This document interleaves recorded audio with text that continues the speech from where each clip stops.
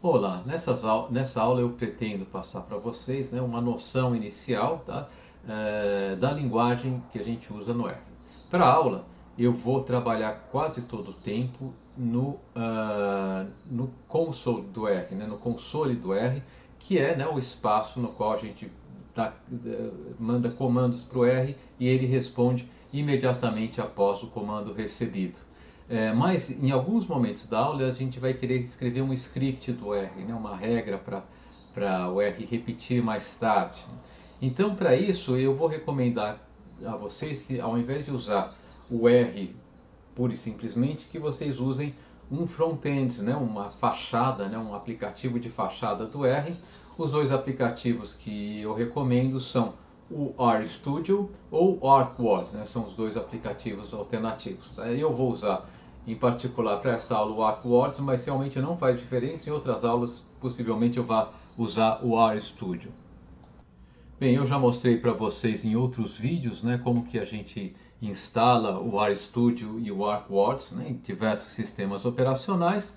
Então vamos iniciar, tá, os dois só para mostrar para vocês onde que vocês devem encontrar o console do R em cada um desses frontends, né, dessas fachadas para o aplicativo R. Então, se vocês estiverem, por exemplo, no Windows, vocês podem teclar, né, na tecla de acesso rápido, na tecla aqui no íconezinho do Windows, né, na barra, na barra inferior, né, do seu painel, e procurar aqui, né, simplesmente os dois aplicativos, tá? Então vamos começar com o RStudio, né? Aqui tem uma pastinha para o RStudio. Eu vou clicar no ícone do RStudio e esperar simplesmente o RStudio ser carregado, tá?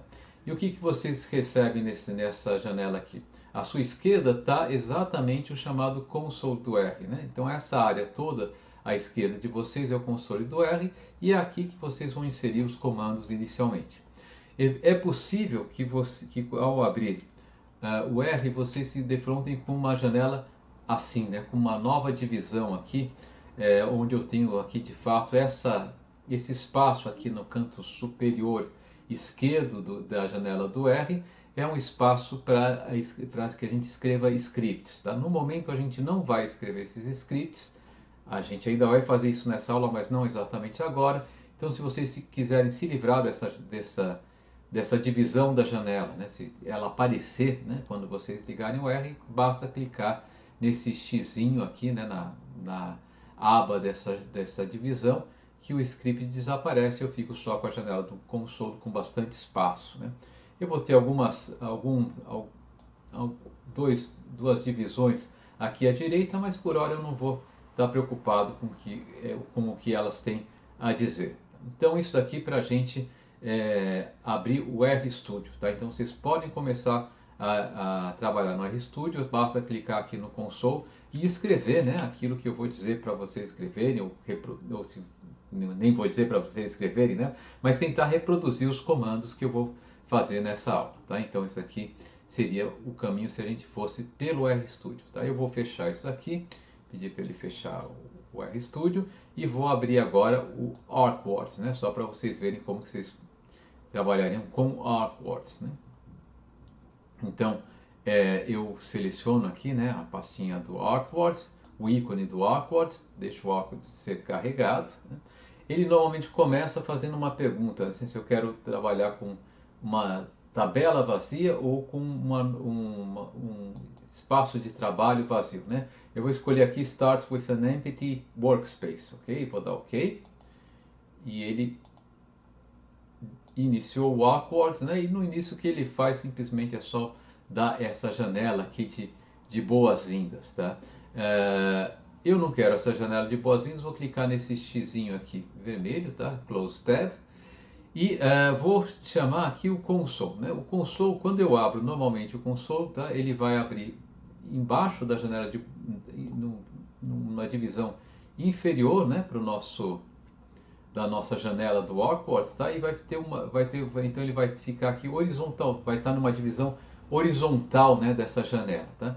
Eu particularmente prefiro, tá, que ele apareça em uma divisão vertical. Para conseguir isso, o que eu vou fazer Nessa barrinha aqui à esquerda, eu clico com o botão direito e escolho Console, né?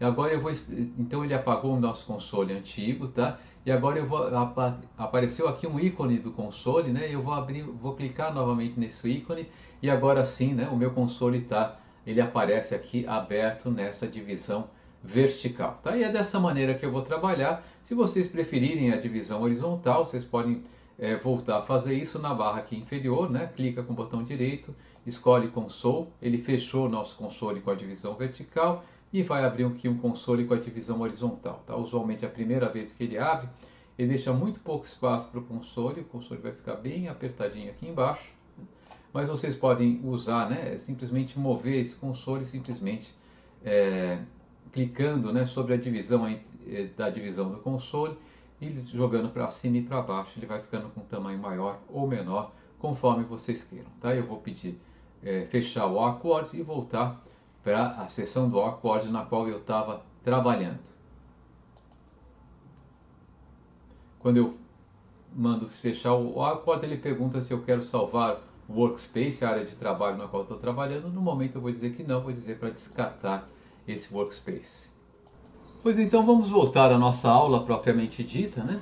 Então nessa aula aqui o que eu quero ver com vocês é o seguinte: como fazer operações aritméticas básicas no R, como usar o R como uma calculadora, inicialmente como uma calculadora com 4 operações, mais exponenciação eventualmente, como definir variáveis no R, né? De fato, as variáveis podem ser pensadas como uma alternativa, né, à memória da calculadora, como trabalhar com funções pré-definidas no R, as outras funções que o R tem que não são exatamente as 4 operações de uma calculadora, como acessar ajuda no R, isso é importante, né? A gente sempre vai ter dúvidas e como tentar resolver essas dúvidas usando o próprio aplicativo.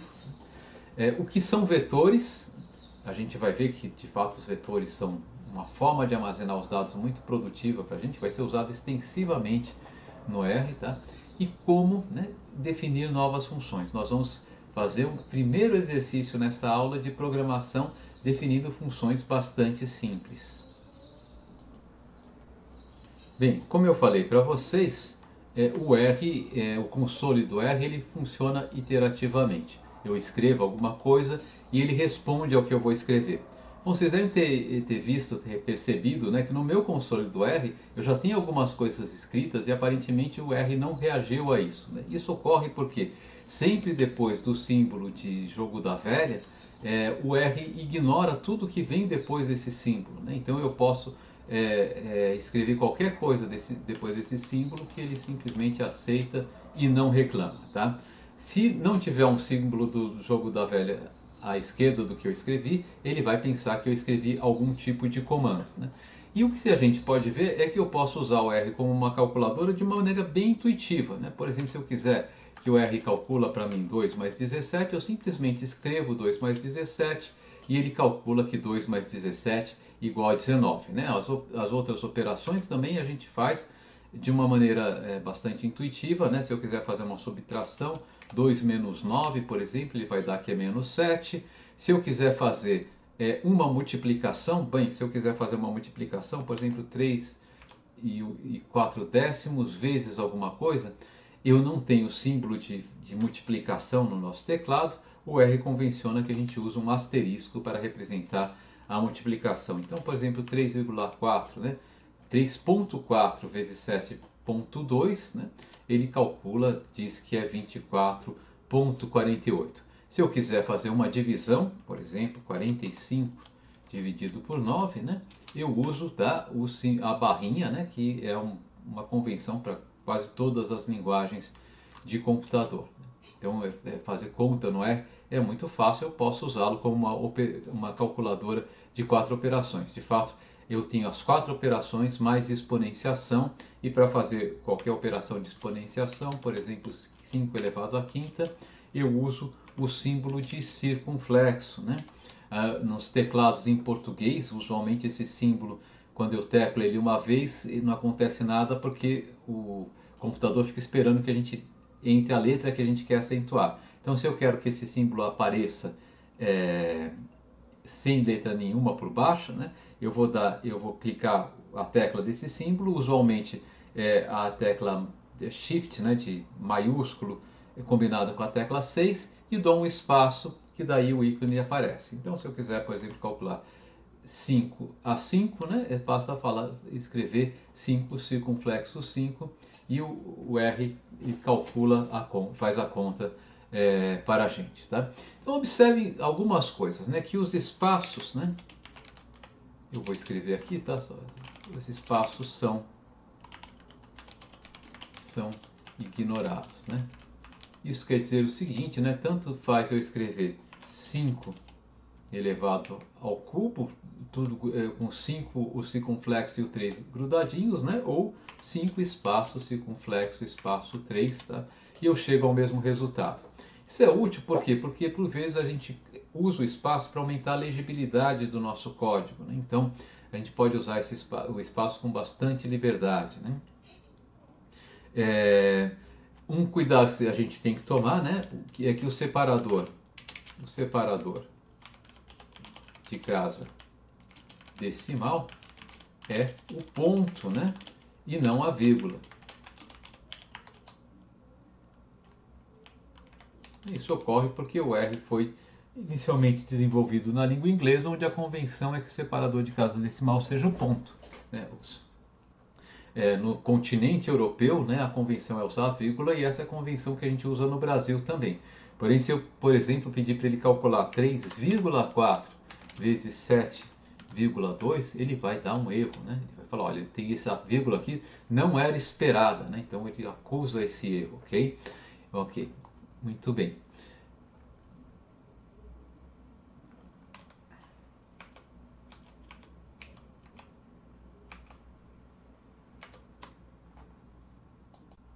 Então, para resolver esse problema usando uma calculadora, eu abri aqui uma calculadora virtual. Ela tem as 4 operações, soma, subtração, multiplicação e divisão. Ela também calcula potências, né? Qualquer número ao quadrado, qualquer número elevado a qualquer potência. E ela calcula também um número ao cubo. Eu vou usar essa calculadora, além disso ela tem uma memória. Eu tenho um espaço aqui para armazenar na memória, para limpar a memória, para recuperar a memória e se eu quiser somar alguma coisa à memória. Então vamos usar essa calculadora para tentar achar a solução do nosso problema. Então eu tenho delta igual a menos 303 ao quadrado, então eu posso colocar já 303 ao quadrado, né? Aqui usar a tecla de x ao quadrado, tá ok? Menos 4 que multiplica o meu valor de A, que é 21, que multiplica o valor de C, que é 37. Aperto a tecla de igual, aqui o meu delta é 87.701. Essa vírgula aqui é um separador de milhares, não de casa decimal. Tá? Esse computador está configurado na língua inglesa, então ele está usando a vírgula para separar os milhares e o ponto para separar o decimal. Vou armazenar esse valor aqui na memória, usar a tecla aqui para armazenar na memória. E agora eu vou calcular, né, os outros valores, o valor de x1 e de x2. Então, x1 igual a 303 mais raiz de delta, x2 menos raiz de delta. x1 igual a 303 mais raiz de delta, 303 mais, eu quero calcular a raiz de delta, então eu vou recuperar a minha memória, onde estava o delta, né? Pedir para ele extrair a raiz, que como ele não tem, essa minha calculadora não tem o operador de raiz, eu vou usar a potência, né? Esse número elevado a 0,5. Acho aqui então a raiz disso aqui, né? E somo com o 303, perdão, aqui está o nosso. Então, para achar as raízes dessa equação de segundo grau, eu vou usar uma calculadora, tá? Uma calculadora virtual. Ela tem as 4 operações, ela tem memória, eu posso armazenar alguma coisa na memória, recuperar da memória. E ela tem a operação de potenciação, né? Inclusive de x elevado a qualquer valor, o que permite que a gente extraia a raiz elevando x a meio. Então vamos fazer isso. Vamos primeiro calcular o nosso delta, né? O nosso delta é 303 ao quadrado. 303. Eu tenho uma tecla aqui para elevar o número ao quadrado. Menos 4 vezes 21 vezes 37. Menos 4 vezes 21 vezes 37. Aperto a tecla de igual e tenho aqui o valor do meu delta. Vamos armazenar esse delta na nossa memória, tá? Então eu venho aqui na tecla de armazenar na memória, ele está armazenado na memória. Agora vamos calcular as duas possíveis raízes, né, da nossa equação, o x1 e o x2. No x1 diz o seguinte, que meu delta é 303 mais raiz de delta, tá? Para ter certeza que eu vou calcular direito a minha raiz de delta, vamos fazer o seguinte, vamos chamar aqui a nossa memória. Eu acabei de limpar a nossa memória, assim, mas eu tinha ela armazenada, não perdemos ela. Vamos chamar a nossa memória, que era 88.701, vamos extrair a raiz, então isso daqui elevado a meio. Temos a raiz de delta calculada e vamos somar então o 303. Calculei o numerador, né, dessa equação, vamos dividir pelo denominador dessa equação, né? Então vou dividir primeiro por 2 e depois vou dividir novamente, agora por 21. Né? Eu quero dividir por 2 vezes 21. E está aqui o nosso x1, seria 14.305, né? 14,305 aproximadamente. E para calcular o x2, eu repito a mesma operação, né? Só que agora eu vou pegar o delta, vou fazer com sinal contrário, a raiz de delta. Então eu vou chamar de novo a nossa memória, onde tinha o valor de delta. Vou elevar isso daqui a meio para extrair a raiz. Calcular quanto que dá. Mas o delta, a raiz de delta tem que ser subtraída. Então eu vou inverter o sinal dessa expressão e vou somar 303. Dividir o resultado por 2 e dividir ele novamente por 21. Então a nossa segunda raiz vai ser 0,123. Chegamos à nossa resposta. Mas vocês podem ver que essa conta com uma calculadora exige bastante atenção e é muito sujeita a erro, né? Se a gente for fazer essa conta no R, a coisa vai ser um pouco mais fácil, né? Então vamos ver por quê. Então a primeira observação que eu gostaria de fazer é que nós podemos no R salvar, né, valores na memória como se fosse numa calculadora, mas dando um nome para o valor que a gente está salvando. Então, por exemplo, imagine que eu queira salvar o valor do delta da nossa equação, né, em uma variável que eu quero que se chama delta. Como que eu faço? Eu escrevo delta e vou usar esse símbolozinho, o símbolozinho de menor, seguido de um hífenzinho, né? Na verdade, isso daqui imita uma flechinha, né? Então é como se fosse uma flechinha apontando na direção da variável delta, quer dizer que eu vou atribuir algum valor a alguma coisa que vai ser guardada na memória e que eu quero que o R lembre isso com o nome delta. Então eu vou escrever aqui do lado direito dessa flechinha o que eu quero que seja guardado. O que a gente queria que fosse guardado era 303 elevado ao quadrado. Lembra-se que o acento circunflexo representa exponenciação, né? Menos 4 vezes o A da nossa equação, que era 21, vezes o C da nossa equação, que era 37. Criei aqui a nossa variável delta. Se eu der o Enter, o R aceitou direitinho, né? Esse nosso comando não reclamou. Tá? Se eu quiser saber qual que é o valor dessa variável que eu criei e chamei de delta, basta chamar a variável delta novamente. Tá? Então é assim que a gente costuma criar uma variável no R. Né? Quer dizer, criar uma variável no R significa armazenar algum valor, né, com algum nome, para ficar fácil recordar lá na frente como chamar esse valor. Então eu criei uma variável que seria o delta da nossa equação de segundo grau, tá certo? E armazenei esse delta, essa variável, né, num nome chamado delta. Tá? A gente disse que a gente criou uma variável, né, e de fato a gente vai chamar isso aqui de um objeto do R quando faz esse comando aqui. Tá? Bom, e agora o que eu posso fazer? Eu posso recalcular as duas soluções, né? E mais do que isso, eu posso calcular e guardar essas soluções em variáveis também, né? Então eu posso agora escrever x1, tá? Vai ser igual a o que eu quero fazer? Eu quero pegar, era 303 mais a raiz de delta, tá? Então eu vou colocar aqui delta elevado a 0,5, lembre-se sempre que a separador de decimal é um ponto, né? Dividido por duas vezes a, que é duas vezes o a, nosso a na nossa equação de segundo grau era 2 vezes 21, né?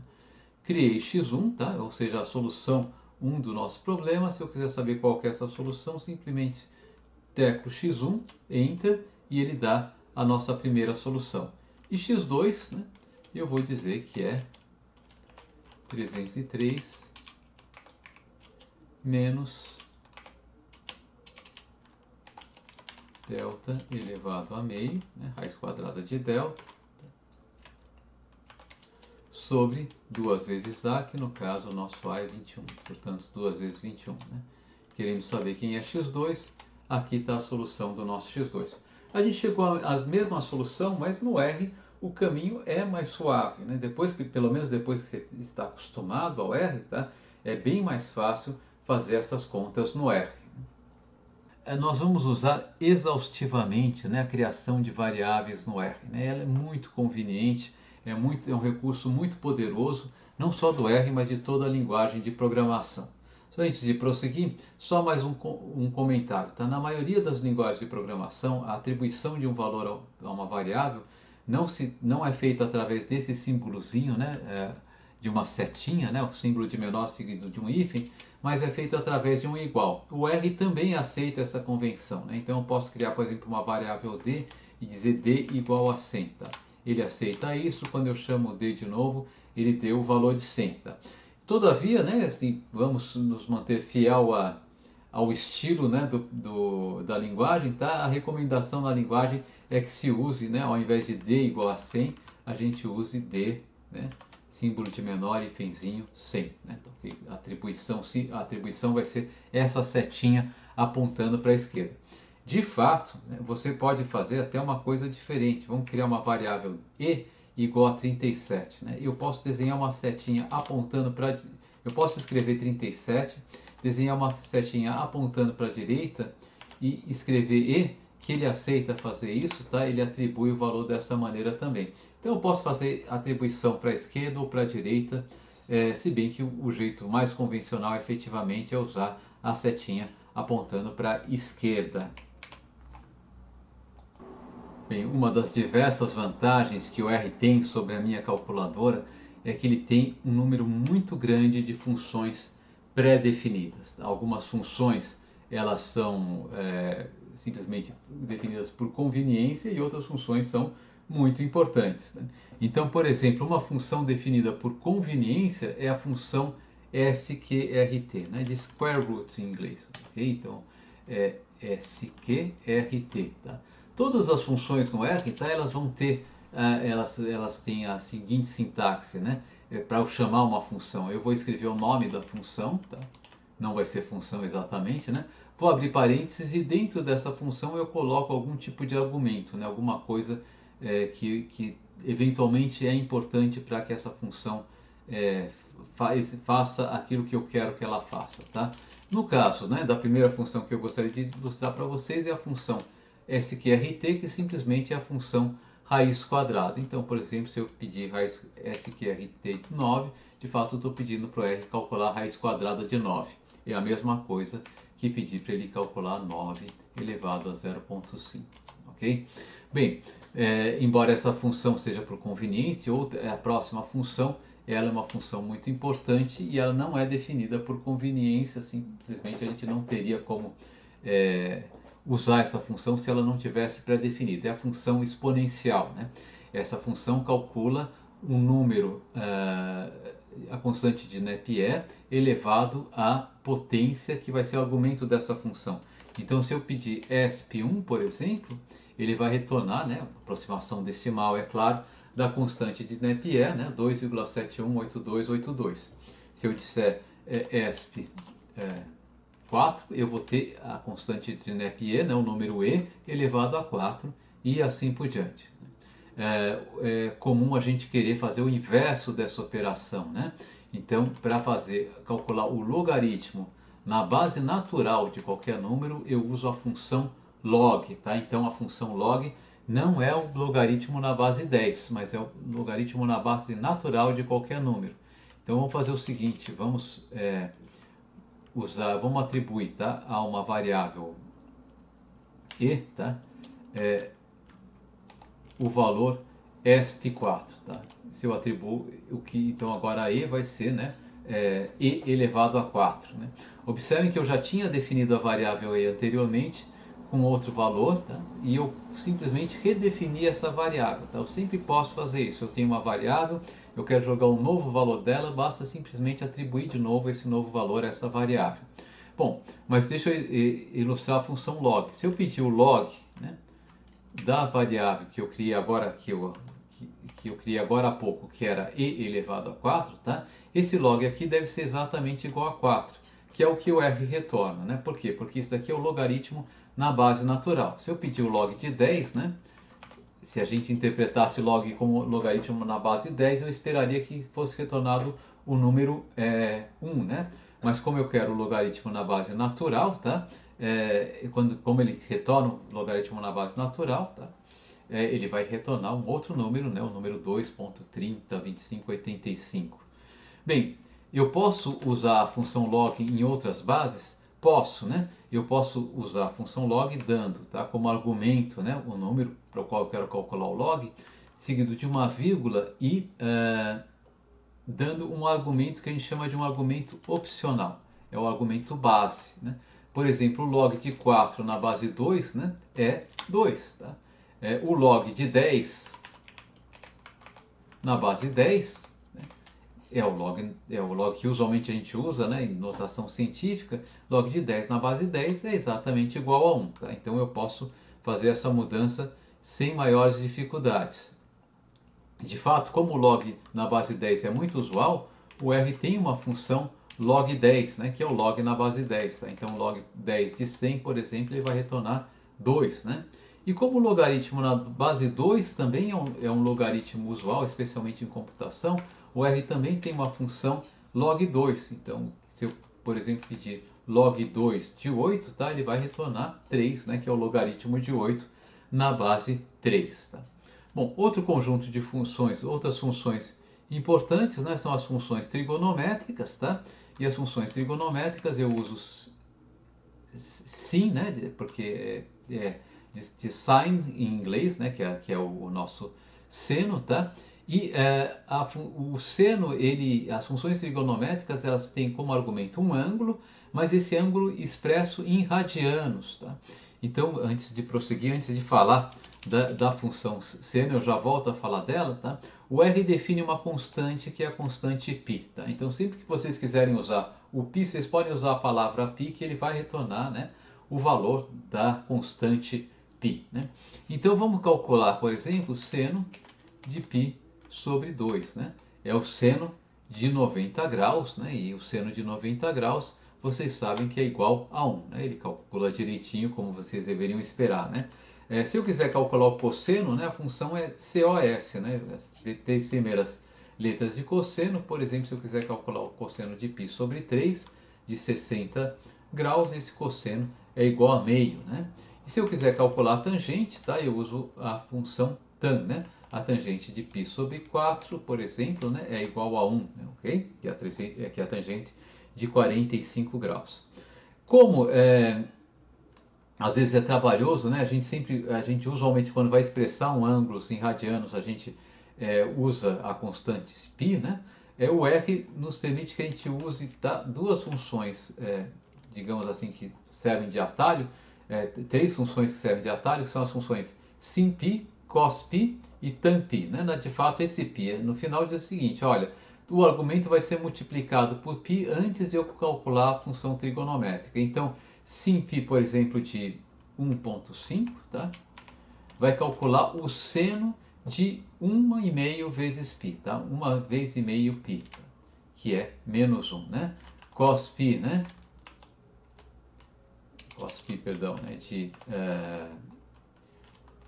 de 1 sobre 3, né, vai calcular o cosseno de π vezes 1/3 de 1/3 de π, o cosseno de 60 graus, que é meio, né? Tá? A tangente, tan-π, né, de 1 sobre 3 vai calcular a tangente de 60 graus, tá? Tá? Que é raiz de...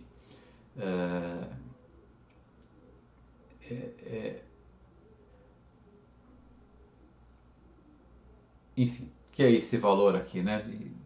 Então, essas são algumas importantes funções trigonométricas, né? De fato, vocês também podem usar, né, as funções trigonométricas inversas, e todas elas começam com a letra A, tá? Então, assim, né, o arco seno de uma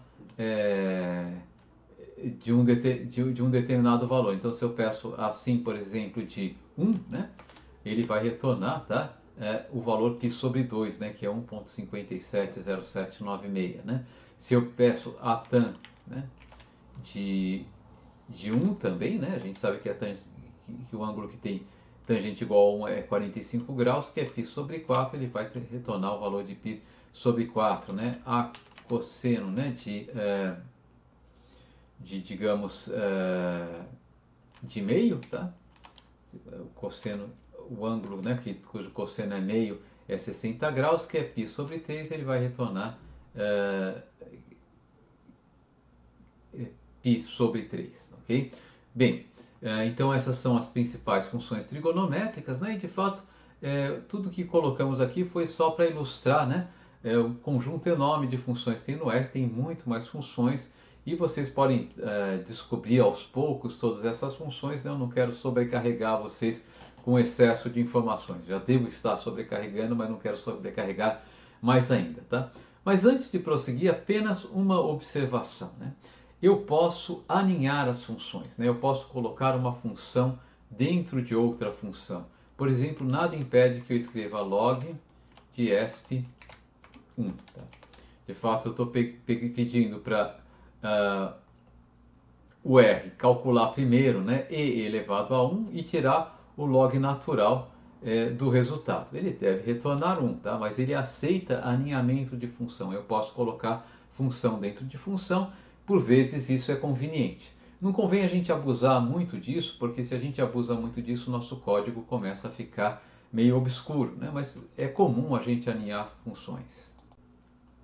Uma função do R que é muito importante, que nós vamos usar com muita frequência, né, é a função que a gente usa para pedir ajuda.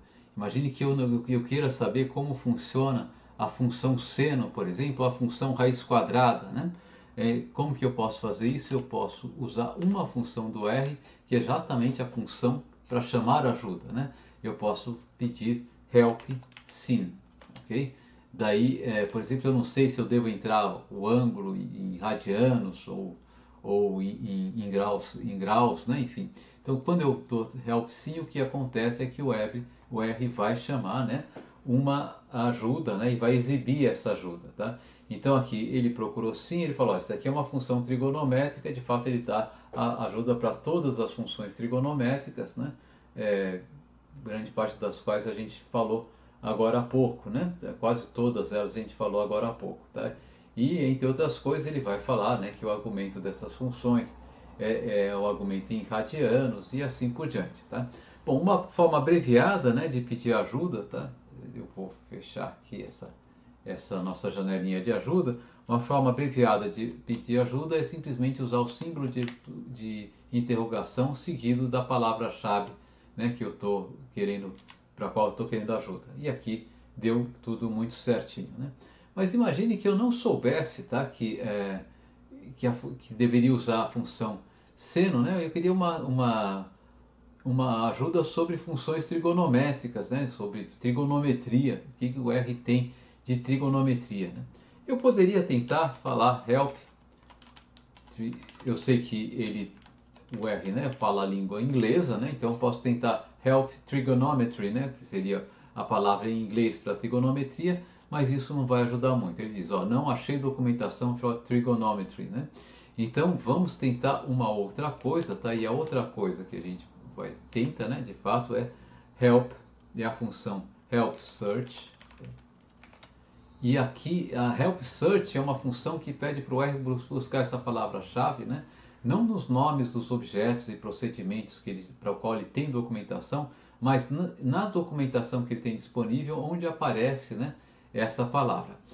Como argumento da função help search, tá, eu sempre vou colocar a palavra entre aspas, tá? Então, trigonometry, tá? Podem ser aspas simples ou duplas. Eu coloquei simples aqui, mas não teria problema usar aspas duplas, tá? Quando eu faço esse comando agora, o que que acontece? O R ele chama, né? Ele faz uma pesquisa e fala o seguinte: olha, a palavra trigonometry aparece em duas documentações de ajuda, né? Uma que é uma documentação para regressões com filtros trigonométricos, tá? Ou regressões de filtros trigonométricos, né, para uma série de tempos, e outra na qual eu tenho, tá, as funções trigonométricas. E daí eu seleciono, né, para quem eu quero pedir ajuda, por exemplo, aqui, e daí acho as minhas funções trigonométricas. Tá? Uma forma abreviada, né, de fazer help search, tá, é usar, ao invés de uma interrogação, duas interrogações. Uma interrogação abrevia help, né, duas interrogações abrevia help search. Quando eu uso duas interrogações, eu posso colocar a palavra-chave, não mais entre aspas, tá? Que ele vai buscar a palavra-chave, tá? Da mesma maneira. Então, não se esqueçam disso, tá? A ajuda sempre pode quebrar um galho muito grande para a gente, né? Especialmente quando a gente não se lembra como entrar os argumentos de uma determinada função. Essa ajuda aqui, ela pode ser muito preciosa.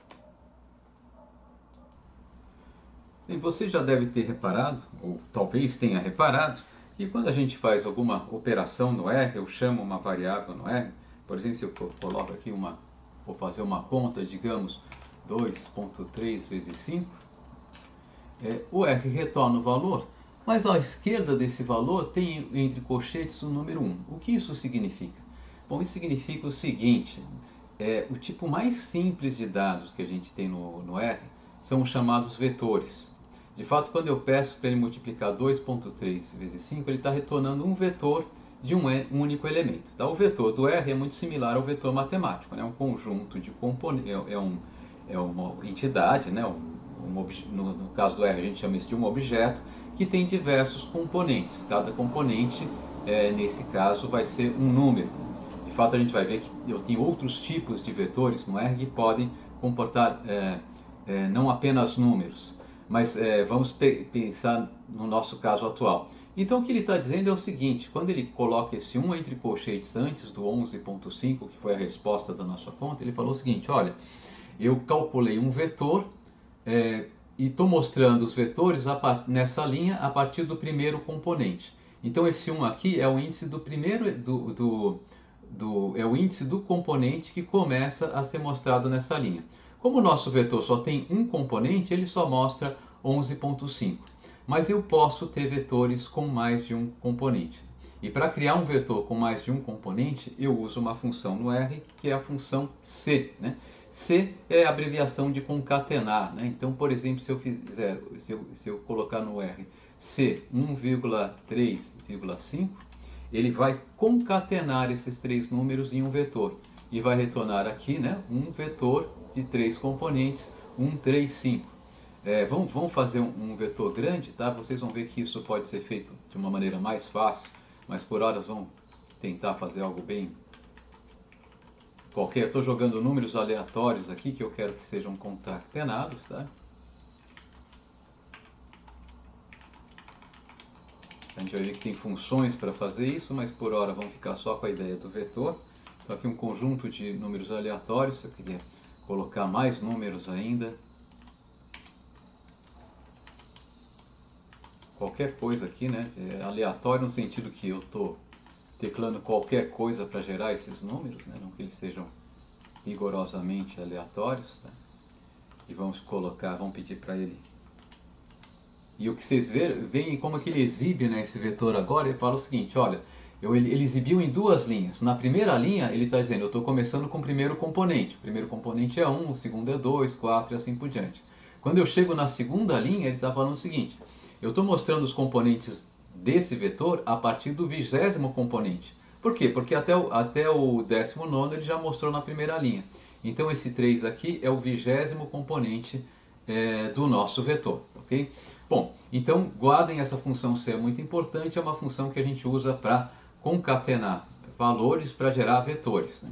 Veja que eu posso armazenar, né, um vetor em uma variável. Eu posso dizer, por exemplo, A, né, igual a C 1,2. Então eu vou ter, se eu chamar a variável A agora, né, ele vai mostrar, tá, um vetor com dois componentes, o componente 1 e o componente 2. Eu posso criar uma outra variável, digamos, B igual a C 3,8. Né? Criei uma outra variável, né? Chamando B, ele mostra, né, os componentes 3,8. E eu posso concatenar vetores com mais de um elemento. Eu posso dar um comando C A,B. Então, o que ele vai fazer? Ele vai criar um vetor cujos componentes são os componentes de A seguidos dos componentes de B. Okay? 1, 2, 3, 8. Né? Vamos salvar isso aqui em uma outra variável que a gente pode chamar de Z. Tá? Então, Z, tá, é um vetor cujos componentes são 1, 2, 3 e 8. Se eu quiser chamar um único componente de uma variável, eu faço isso indexando essa variável. Como que eu faço isso? Eu dou o nome da variável e entre colchetes digo o índice do componente que eu quero retornar. Por exemplo, se eu quiser retornar o quarto componente de Z, eu dou Z entre colchetes 4 e ele retorna o valor 8. Se eu quiser retornar o primeiro componente de Z, eu dou Z entre colchetes 1 e ele vai retornar o valor 1, porque 1 é o primeiro componente de Z. Bem, no R nós vamos trabalhar exaustivamente com vetores e vamos trabalhar exaustivamente com indexação de vetores, né? Nós vamos ver que tem diversas técnicas de indexação de vetores, mas essa técnica básica é o ponto de partida, né? E é bom a gente dominar bem ela e ela é relativamente simples. Um procedimento muito poderoso do R, né, e muito útil para a gente é a possibilidade de definir novas funções, não apenas as que já estão definidas no R. Esse recurso realmente é um recurso da maioria de linguagens de programação e permite que a gente programe o nosso computador, né, através da nossa linguagem, para fazer procedimentos repetitivos. Assim, quando esses procedimentos tiverem que ser feitos inúmeras vezes, eu simplesmente chamo a função que eu acabei de definir e ela faz esses procedimentos. Bom, no R, tudo que a gente for criar no R vai ser um objeto, né? Então, os nossos vetores que a gente criou para armazenar valores são objetos. Funções também vão ser objetos. E usualmente eu vou definir um objeto simplesmente através de uma operação de atribuição. Então eu vou criar uma função que eu vou chamar de... para ilustrar como criar uma nova função, eu vou criar uma função que eu vou chamar de dobro, que vai calcular o dobro de um número qualquer, que o usuário passa como argumento dessa função. Essa função, para criar essa função, eu vou usar, né, o símbolo de atribuição, né, o símbolozinho de menor seguido do hífen, e usar uma função que é uma função usada para criar funções. É uma função chamada function. Como argumento da função function, eu vou usar um símbolo que vai ser usado para representar o argumento que vai ser passado pelo usuário para a nossa função dobro. Eu vou representar esse argumento, digamos, pelo número x. Tá? Então eu estou dizendo o seguinte, olha, para o R, você vai criar uma função, tá? Que eu vou dizer o que você tem que fazer com essa função, mas para dizer o que você tem que fazer com essa função, eu vou chamar o argumento dessa função de x. Tá? E agora eu digo o que o R tem que fazer com essa função. E o que ele tem que fazer, eu vou escrever return 2 vezes x. Tá? O que significa return? Return é uma função também do R, que a gente usa dentro da definição de outras funções e simplesmente diz retorne, tá, um determinado valor. Né? Então, quando essa função for executada, retorne um determinado valor. Aqui eu estou falando, retorne o dobro de x. O que x está representando aqui? O valor que vai ser passado pelo nosso usuário. Tá? E quando eu dou Enter aqui, eu acabo de definir a nossa função. Né? Então agora, ao invés de... eu posso calcular agora o dobro simplesmente multiplicando de um número, simplesmente multiplicando esse número por 2, ou simplesmente usando, né, a nossa nova função dobro, tá? Por exemplo, se eu pegar dobro de 4.1, né, ele vai retornar 8.2, que é o dobro de 4.1, né, dobro de menos π, né, vai retornar o negativo do dobro de π, né, dobro. E eu posso usar essa função alinhada, como a gente pode fazer com qualquer outra função, né? Isso aqui é o dobro da constante de Napier e assim por diante. Pois bem, ocorre que quando a gente cria funções, a gente gostaria de salvar essas funções para outras sessões, a gente gostaria de reaproveitar essas funções, né? E para isso será conveniente criar essas funções em um editor de código, né, num editor de script do R, tá?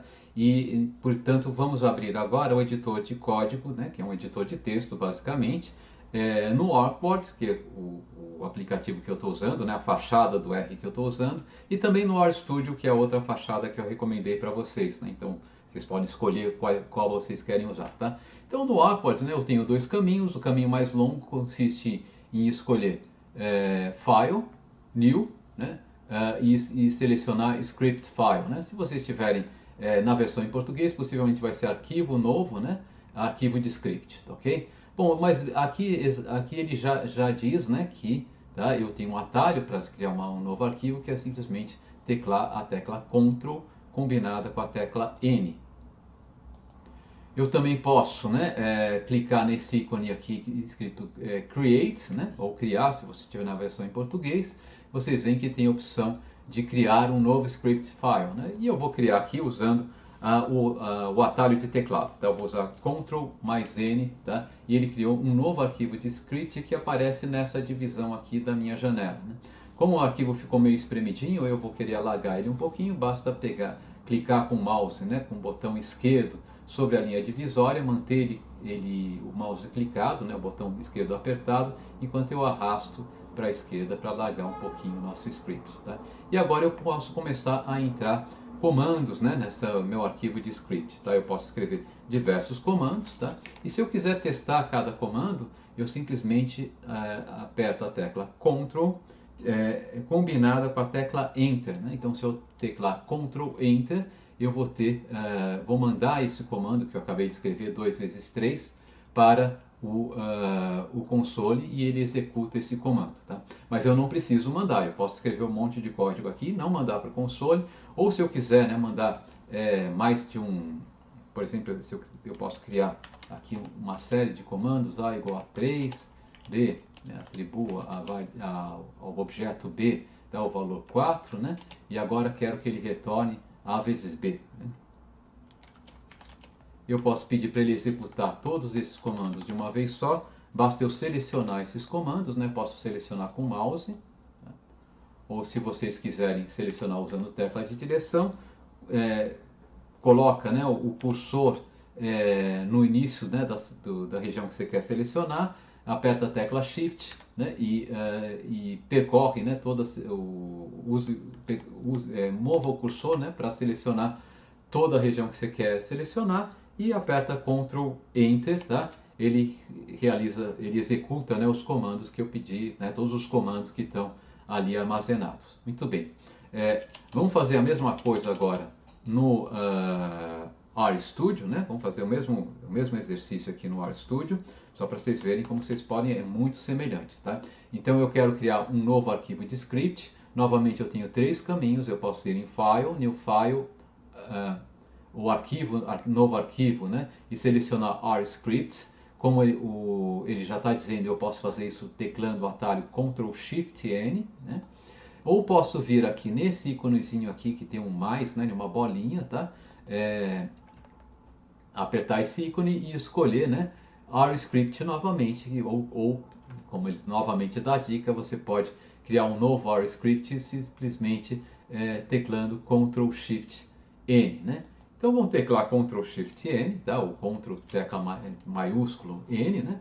E eu tenho aqui um novo script do R, tá? E da mesma maneira, tá? Eu posso criar aqui, escrever comandos, tantos comandos quanto eu queira, e se eu quiser mandar os meus comandos para o console, tá? A seleção ou a linha, né, na qual eu tenho o meu cursor está, eu teclo Ctrl Enter, tá? E o comando é mandado para o meu console, tá? Bom, para seguir, deixa eu fazer mais uma coisa aqui. Eu vou limpar o console, né, para ele ficar limpo aqui, né? Vocês já devem ter visto que eu fiz isso ao longo dessa aula, né? O console de vez em quando aparece limpo, né? Como que eu faço isso? Bom, no RStudio, tá? Eu teclo simplesmente Ctrl L, tá? Ele apaga todo o que tem que estava sendo mostrado no console. E aqui eu apaguei o que estava sendo mostrado também no meu editor de script, né? E no ArcWords, tá? Vamos lá para o ArcWords, né? Para apagar o console, eu posso teclar com o botão direito sobre o console e escolher a opção Clear. Tá? O console aqui está limpo. Né? Por quê? Porque eu vou começar agora a falar de funções usando aqui o nosso script. Então agora eu vou começar a criar o meu código, né, no script, né, do R, tá? E depois eu mando esse código para o console, para a gente testar se o código está funcionando, para a gente ver como ele está funcionando, tá? Eu posso então fazer isso, eu posso alternar meu uso, ou tu está usando o documento de script ou o console, tá? Mas eu vou começar aqui usando o console. Bem, para exemplificar como a gente pode criar, salvar e reutilizar uma função, vamos criar uma função que calcule o valor de uma prestação de um financiamento. Então imagine que vocês tenham financiado um determinado valor, por exemplo, para a aquisição de um automóvel, um valor chamado V, a uma taxa de juro R e N prestações. Né? Da matemática financeira, a gente sabe que a fórmula para o cálculo da prestação é essa aqui. A prestação é R vezes V, vezes 1 mais R elevado a N, dividido por 1 mais R elevado a N menos 1. Vamos implementar essa função no R.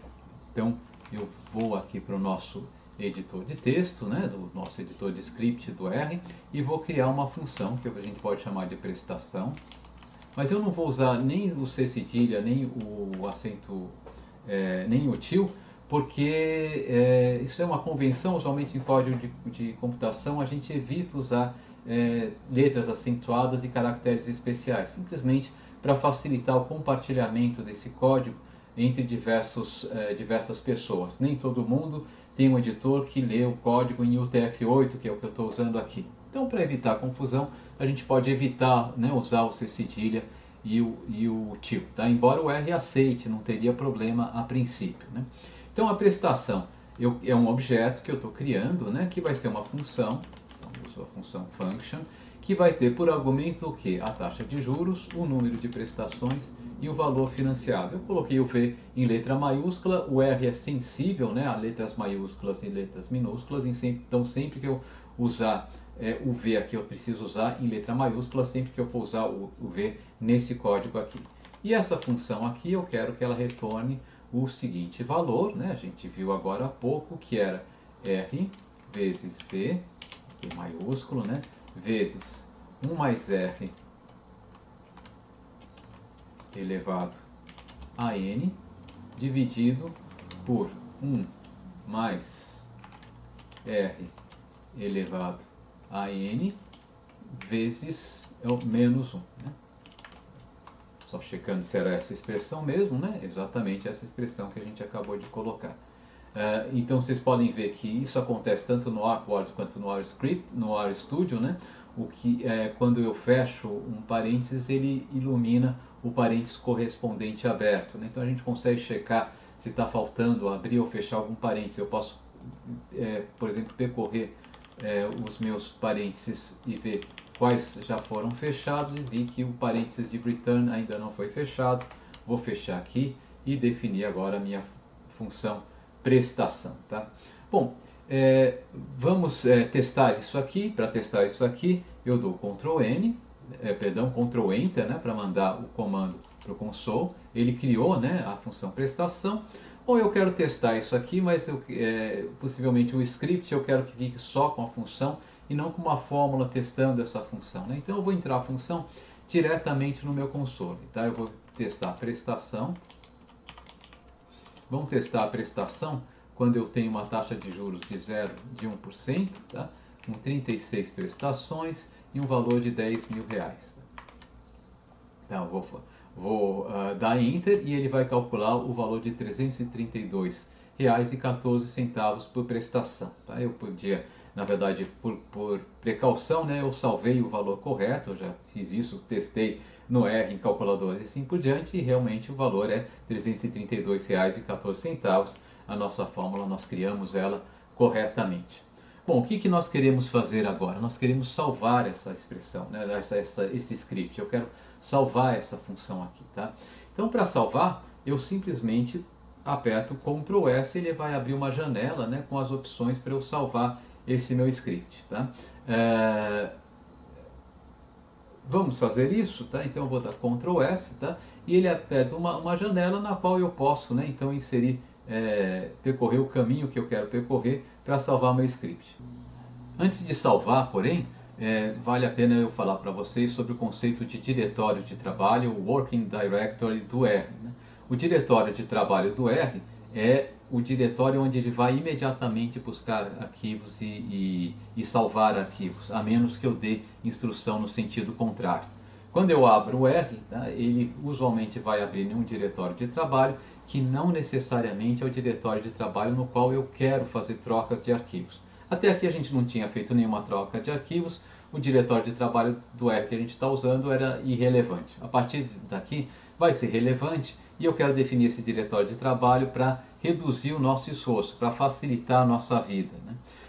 Então a primeira coisa, se eu tiver no Awkward, né, para saber qual que é o meu diretório de trabalho, eu posso ver isso graficamente. No cantinho inferior à direita está escrito aqui o caminho, né, do meu diretório de trabalho. Nesse caso aqui é home Roberto, home Roberto, tá? Esse daqui é o meu diretório, tá? Se eu tivesse no RStudio, eu também posso saber qual que é o meu diretório de trabalho. Ele é o diretório, tá, no qual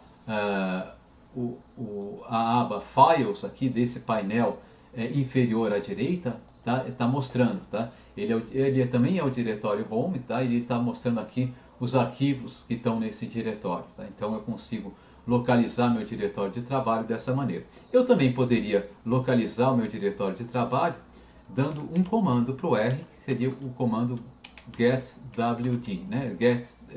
Getwd, ou seja, pegue, né, o diretório de trabalho, mas ele vai retornar qual que é o diretório de trabalho no qual eu estou trabalhando, tá? Aparece aqui /home /Roberto. Eu fiz isso no RStudio, posso fazer isso no Awkward também, né? E vou ter o mesmo resultado, né? Okay. Bom, mas eu não quero deixar o meu diretório aqui, eu quero salvar isso daqui num diretório que tem um caminho bem comprido para chegar nele, que chama aula 1, tá? Se eu quiser fazer isso usando o comando do R, eu posso usar um comando que é o comando setwd, tá? E esse comando aqui então eu dou setwd, ou seja, configure o diretório de trabalho e dou o caminho desse diretório, esse caminho a partir do diretório corrente, tá? E esse caminho, no caso aqui, vai ser um caminho longo, documentos, cursos, USP, graduação sem, computação, intro, R, aula 1. E se eu tiver sorte, né, e não tiver errado como eu digitei isso aqui, ele vai reconfigurar meu diretório de trabalho, tá? Vamos ver se deu certo. Não deu certo, ele não achou. Então eu fiz alguma coisa errada aqui. Deixa eu descobrir o que eu fiz errado. Já descobri o que eu fiz errado, ficou faltando eu colocar aqui um diretório no meio do caminho, aulas. Vamos ver se agora funciona. Agora funcionou. O meu diretório de trabalho mudou para esse novo diretório, né? Se eu colocar aqui setwd de novo, é o getwd, ele vai informar o meu novo diretório de trabalho. Mudei para esse diretório. Mas como vocês podem ver, isso às vezes é chato de fazer, né?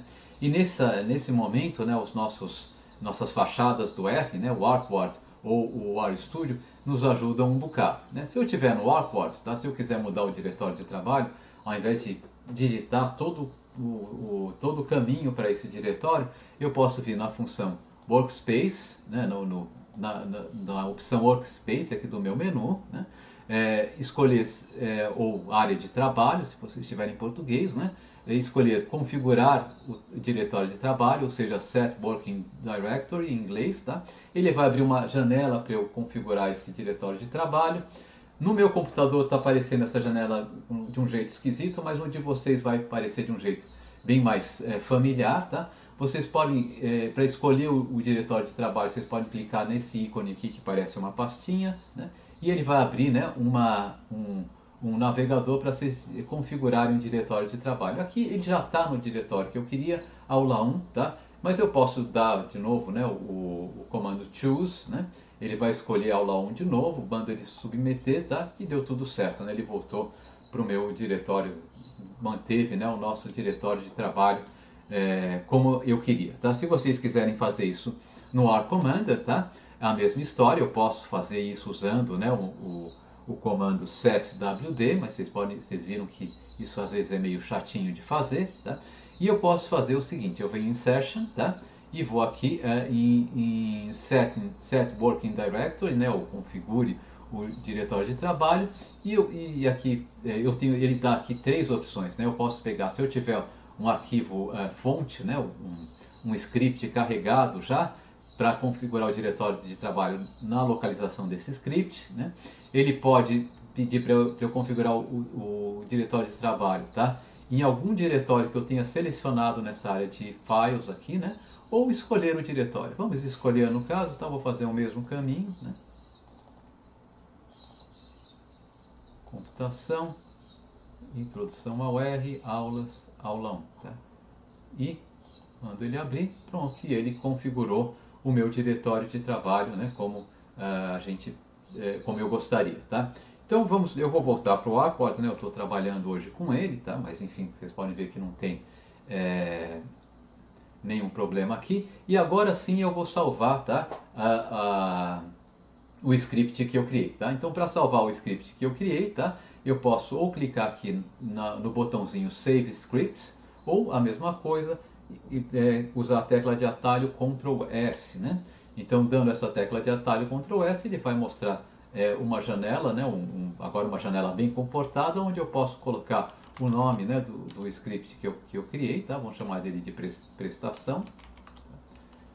Usualmente a gente dá a extensão .r ou .r script, né? Para script, né? Para um script do R, mas vocês podem dar a extensão que vocês quiserem, tá? Eu vou dar a extensão .r, tá? Vou mandar salvar, ele salvou a nossa prestação, tá? Se eu tivesse fazendo a mesma coisa no RStudio, tá? Eu vou criar então esse mesmo script no RStudio. Vou mandar ele copiar aqui, vou para RStudio, tá? Vou criar aqui no meu script, né? A mesma coisa, tá? Então está aqui o nosso script. Se eu quiser salvar, eu seleciono, né, esse símbolozinho aqui de um disquete, né, que é o símbolozinho de salvar, tá? ou teclo Ctrl S e ele vai abrir uma janela, né, para eu salvar o meu script. Ele dá a opção primeiro de eu escolher o encoding, né, a página de código, o código de caractere que eu vou usar, o TF8, né, tô ok, tá? E daí ele dá, né, uma janela onde eu posso entrar o nome do arquivo que eu quero salvar e escolher o diretório se eu não quiser salvar no diretório corrente, tá? Mas no caso eu não vou salvar porque eu já salvei esse script usando o Artport, né? Então vamos voltar aqui para o nosso Artport, tá? Para voltar para o nosso tópico de discussão. Bom, agora eu quero mostrar como a gente pode reaproveitar a função que eu criei, o script que eu criei, né? Em uma seção qualquer do R. Para fazer isso, tá? A gente tinha definido, né, a função prestação, eu vou fazer ela operar de novo, ela está funcionando normalmente, tá? Agora eu vou apagar essa função da minha área de trabalho. Como é que eu faço isso? Bom, o R tem um comando que é chamado rm. Qualquer objeto que eu tenha criado, né, em uma seção de trabalho, eu posso apagá-lo com esse comando rm. Então se eu der rm prestação, tá? Eu estou pedindo para o R remover, né? Daí a abreviação RM, de fato é de remove, que é remover em inglês, né? Então eu estou dando aqui o comando rm prestação remova, tá? O objeto prestação, tá? No caso é uma função, tá? o R removeu o objeto prestação. Se eu chamar essa função prestação de novo, ele vai dar uma mensagem de erro, dizendo, ó, não pude achar a função prestação. Tá? Então imagine que agora eu queira recuperar essa função. O que eu posso fazer? Eu posso usar uma função do R que lê o conteúdo de algum arquivo que já foi salvo. Lê o conteúdo de um script do R. Né? E qual é essa função? Essa função se chama função source. Tá? Então, a função source tem um argumento monatório que é o nome, né, o caminho, né, do arquivo que eu quero que o R leia. Né? E no nosso caso, né, o arquivo que eu quero que o R leia é o arquivo prestação, né, sem tio e sem cedilha, .r. Né? Quando eu mandar ele fazer isso, o que ele vai ver? Ele vai buscar no arquivo prestação, que está sendo exibido aqui no nosso painel à direita, né? E vai executar as instruções que estão nesse arquivo aqui. Ou seja, vai executar a instrução de criar novamente o objeto prestação. E o objeto prestação vai aparecer de novo aqui no na nossa área de trabalho. Para checar isso, né, então eu mandei source prestação.r, carregue, né, beba da fonte de prestação.r e ele vai lá ler, né, o arquivo prestação. Ele não precisaria estar aberto nesse painel, tá? É importante que ele esteja salvo lá onde eu disse que ele se encontra, no caso na minha área de trabalho, no meu diretório de trabalho. Ele lê e executa os comandos. Qual que é o comando que tem no arquivo prestação.r? Gerar um objeto chamado prestação, que vai ser uma função que vai retornar, né, um valor correspondente a essa fórmula aqui. Então agora eu vou, para testar se tudo deu certo, eu vou de novo pedir para ele rodar, né, a função prestação com os mesmos argumentos, tá? E ele roda bonitinho. Então eu salvei, né, a minha função em um script e posso recuperar essa função novamente. Eu posso salvar a minha função, tá? Diversas funções no mesmo script. Né? Se eu tivesse definição de diversas funções nesse script que a gente acabou de criar, quando eu desse o comando source prestação, ele iria rodar todo o script e, portanto, iria recriar todas essas funções. Bom, deixe-me dar um segundo e último exemplo de criação de função, que vai usar aquele exemplo que a gente usou agora há pouco, né? Que era de encontrar as raízes de uma equação de segundo grau. Então eu quero criar agora uma função que a gente pode chamar de função raízes, por exemplo. Então eu já vou criar aqui, já vou escrever aqui raízes. Tá? Isso aqui vai ser uma função, né? Que vai ter três argumentos, né? O coeficiente A, o coeficiente B e o coeficiente C. Tá? Então eu vou dizer que os argumentos são A, B. Tá? Eu poderia colocar C, tá? O R aceitaria, mas como o C também é o nome daquela função concatenar, vamos usar um outro termo aqui, vamos colocar, por exemplo, G, tá? Só para não confundir com o nome da função concatenar. Qual que é o problema? A gente viu que se eu quiser seguir os passos que a gente seguiu para achar as raízes de uma função de segundo grau, a gente viu que esses passos eles são relativamente extensos. Isso quer dizer que a instrução que eu quero fazer para essa função, dizer o que é que essa função tem que retornar, vai ser relativamente longa. Né? E eu possivelmente vou querer quebrar essa instrução em mais de uma linha. Né? Então, quando eu vou quebrar, tá, alguma coisa em mais de uma linha, tá, então eu vou usar, tá,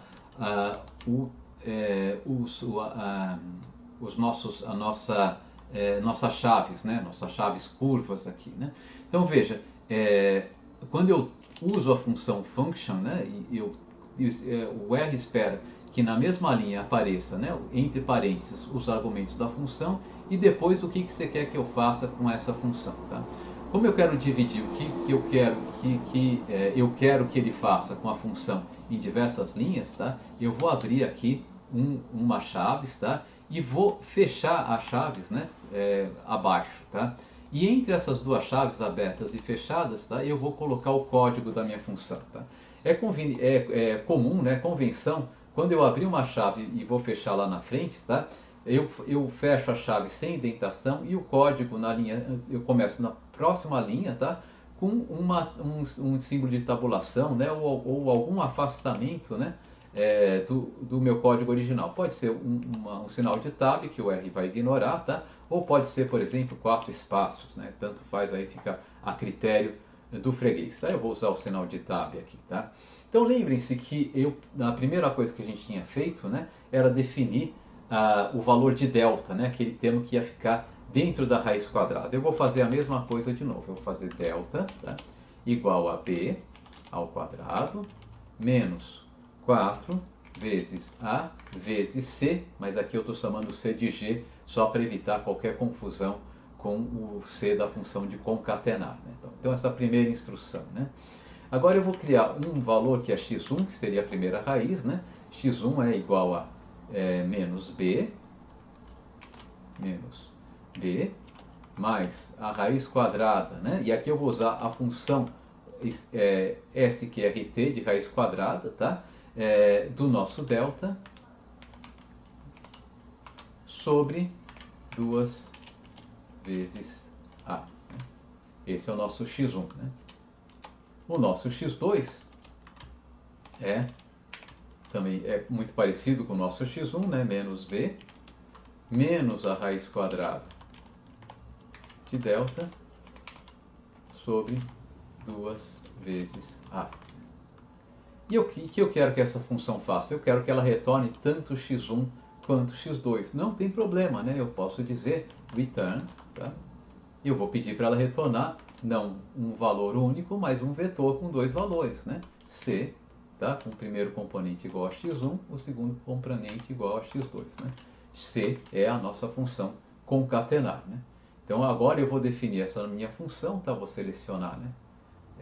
O código onde está essa função, vou mandar isso aqui para o meu console, tá? Ele realizou aqui, né? Ele respondeu aqui o nosso console, ele gerou essa função aqui, né? Vamos usar, tá? Os números que a gente tinha usado quando trabalhou com essa função, achou as raízes a primeira vez, tá? Ou seja, vamos usar essa função aqui específica, né? 21x ao quadrado menos 303x mais 37 igual a 0. Vamos resolver essa equação. Então eu tenho a igual a 21, b igual a 303 e c igual a 37. Né? Então os argumentos da minha função vão ser 21, 303 e 37. Vamos carregar isso e vamos testar se está funcionando direitinho. Então eu vou pedir raízes, né? 21, 303 e 37. E pedir para ele calcular as nossas raízes. Tá? E o que aconteceu? Nós obtivemos exatamente os valores, né, que eram que obtivemos da outra vez. Só que com o sinal trocado, simplesmente porque eu troquei o valor de um dos argumentos, né? Era 201 menos 303 e 37 eram os coeficientes da equação de segundo grau que eu queria calcular. E ele achou aqui, né? E eu podia achar, né, os coeficientes de qualquer equação de segundo grau. Podia, por exemplo, mudar o 37 aqui para 31 e acharia outras soluções. Evidentemente, eu posso ter um problema aqui, porque eu posso ter uma equação de segundo grau que não tem solução, né? Então, se eu colocar, dependendo dos coeficientes que eu coloque aqui, eu vou tentar 1 e 1. Tá? O que está acontecendo aqui? Tá? Ele não consegue achar uma solução numérica. O que ele vai retornar? Ele vai retornar uma variável, uma constante do R, que é a constante NaN. Tá? NaN é uma abreviação for not a number, né? Não um número. Isso daqui não é um número. Né? O que vai acontecer? Quando eu ponho as raízes igual a 1 e 1, o meu delta vai ser negativo, eu não tenho raiz quadrada real de um número negativo, e ele retorna, tá? E ele então dá uma mensagem de aviso: olha, não dá para calcular um número real positivo, então, portanto, eu vou ter aqui um NaN, tá? Então, sempre que vocês virem no R a palavra-chave NaN, ele está dizendo que isso daqui não é um número, eu não consigo calcular isso numericamente. Bom, como eu posso obter NaN, por exemplo, se eu dividir 0 por 0, ou qualquer valor por 0, ele vai retornar isso, né? Ou a raiz quadrada de um número negativo. Tá? A gente vai ver que a gente pode trabalhar com números complexos, tá? Mas nesse contexto que a gente tem até agora, tá? A gente não consegue fazer isso. Tá? Bom, então nós definimos, né, a função raiz quadrada. Vocês viram mais uma coisa, como que eu posso dividir, né, o argumento de uma função, né, a descrição de uma função em diversas linhas usando, né, as chaves. Tá? Isso aqui também a gente vai usar bastante, porque muitas vezes no código do R a gente vai querer agrupar, né, uma série de comandos, tá, em diversas linhas, e o uso das chaves nesse caso vai ser bem conveniente. Bom, com isso estou encerrando a apresentação que eu queria fazer por hoje, né? Para finalizar, vamos ver como a gente pode sair do R, né? Se eu estiver usando o R diretamente, o comando que eu dou é o comando quit, né? Ou simplesmente que, né? E eu dou que, abre e fecha parênteses, eu estou dizendo para o R, eu vou encerrar essa sessão, tá? Alternativamente, né, eu posso ir, se eu estiver usando o Awkward ou o RStudio, eu posso ir em arquivo e encerrar ou quit, tá? Que também ele vai encerrar essa sessão. Quando eu dou o comando, quando eu peço para o R encerrar uma sessão, ele sempre pergunta se a gente quer salvar a nossa área de trabalho. A nossa área de trabalho consiste, né, de todos os objetos que a gente criou. Então, se eu quero encerrar uma sessão e retomá-la mais tarde, eu devo dizer que sim, eu quero salvar a minha área de trabalho. Se eu não quiser retomar essa sessão mais tarde, eu posso pedir para descartar. Tá? Nesse caso aqui, eu vou dizer para ele descartar e eu vou do nosso Awkward. Ele também pergunta se eu quero salvar, né, o documento prestação. Eu vou dizer que eu não quero salvar, tá? E perdão, ele pergunta se eu quero salvar e eu vou dizer que eu quero descartar, né? Ele pergunta se eu quero fechar do mesmo jeito, quero fechar, fechei. Se eu quiser fazer a mesma coisa com RStudio, né, eu faço a mesma coisa, tá? Aqui eu vou fechar usando o menu, tá? Quit Session, tá? Ele pergunta se eu quero salvar alguma coisa, não quero salvar e encerrei a minha sessão. Agora eu vou passar para vocês então, né? Dois desafios. Eu tenho algumas questões para revisão, de fato vocês já receberam essas questões, vale a pena vocês passarem por ela para ver se vocês entenderam tudo que a gente fez nessa aula, tá? E 3 exercícios, né? O primeiro exercício, criar uma função que calcule a área de um círculo. O segundo, criar uma função que calcule o valor presente descontado de uma série de N pagamentos mensais, né, no valor P, né, de cada pagamento, considerando uma taxa de juros R. Tá? Então é o inverso daquela função. A gente tinha calculado a prestação com base no valor, agora vocês vão calcular o valor com base na prestação. Né? Se vocês estão lembrados da matemática financeira, a fórmula é relativamente simples, embora um pouco extensa. Né? E o item 3, que tem um pouquinho de desafio para vocês, né? Eu quero que vocês criem uma função igual àquela função que a gente criou para calcular a prestação, mas com uma diferença. Né? Ela calcule um valor, ela tenha uma variável a mais, tá? Que assume o valor zero, né? Caso o primeiro pagamento ocorra na data do empréstimo, né? E assume o valor 1, tá? Caso o primeiro pagamento ocorra um mês após o empréstimo. Aquela função que a gente criou, ela calculava, tá, o valor da prestação, supondo que o primeiro pagamento é um mês após o empréstimo. Então vocês vão ter que fazer um ajustezinho aqui. E o desafio que eu passo é que vocês devem usar apenas, tá, os recursos que a gente viu nessa aula. Então, para vocês que já sabem alguma coisa, sabem que podem usar desvios condicionais, eu não quero que vocês usem desvios condicionais nesse caso aqui. Eu quero que vocês calculem usando apenas os recursos que a gente viu nessa aula aqui. Tá? É um exercício para a gente ver como que a gente pode resolver problemas com recursos limitados. Tá? Então é isso, por hoje a gente fica por aqui e retoma, tá, daqui a uma semana. Tá? Então muito obrigado pela atenção e até a próxima.